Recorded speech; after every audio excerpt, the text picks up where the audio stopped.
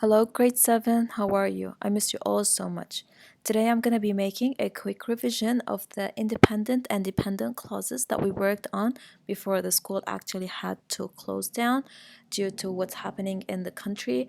But I just want to make sure that every single person still remembers what an independent and dependent clause is, because later on in other tutorials, I'll be talking about a new grammar lesson that is highly connected to this lesson. So I remind you guys, a clause is a group of words that contains a subject and a predicate.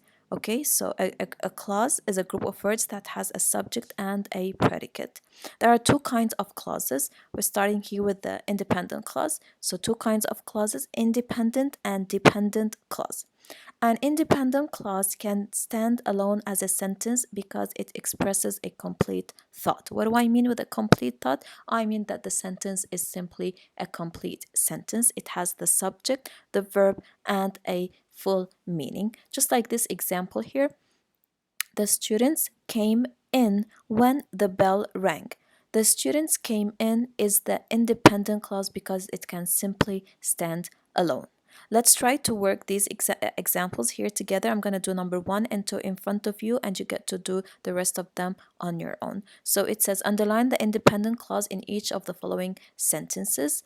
So number 1 says, Frank will be busy because he is studying. All right, so where do you think is my independent clause?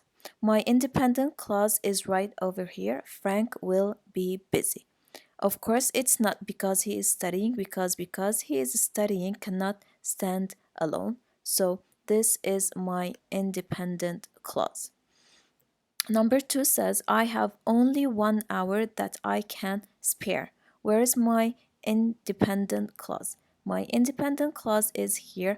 I have only 1 hour. And I can simply put full stop here and end my sentence. So this is my independent clause because I remind you simply that those two sentences have a subject and a verb and also a complete thought, meaning they are complete. Try to do the rest of the sentences on your own.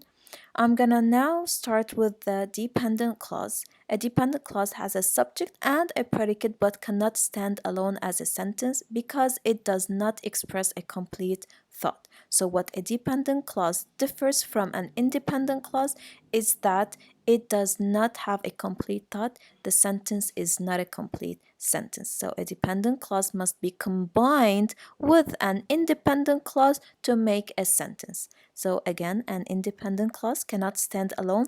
What does it need? Yes, it needs an independent clause to have a complete thought. How do dependent clauses look like, or how do we identify them? We simply read the sentence and see whether it's complete or not. The stamp that I bought was already in my collection. So that I bought here is the dependent clause because it cannot stand alone. Number 1 here, actually, the continuity of the previous exercise says, underline the dependent clause in each sentence below. Let's try to do number 11 together. The people who went shopping found a great sale. All right, where do you think is the dependent clause? The dependent clause is the following. Who went shopping? So the dependent clause, the dependent clause is who went shopping. So this is my dependent clause. Number 12, Tony's bike, which is a mountain bike, came from that store. Where is my dependent clause? My dependent clause is which is a mountain bike.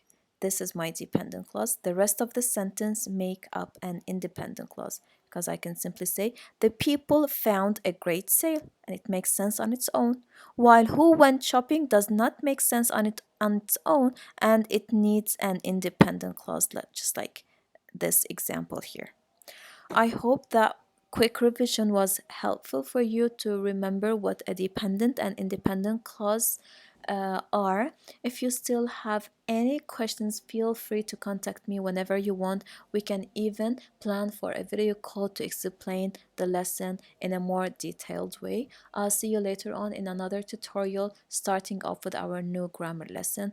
Take care of yourselves and stay safe.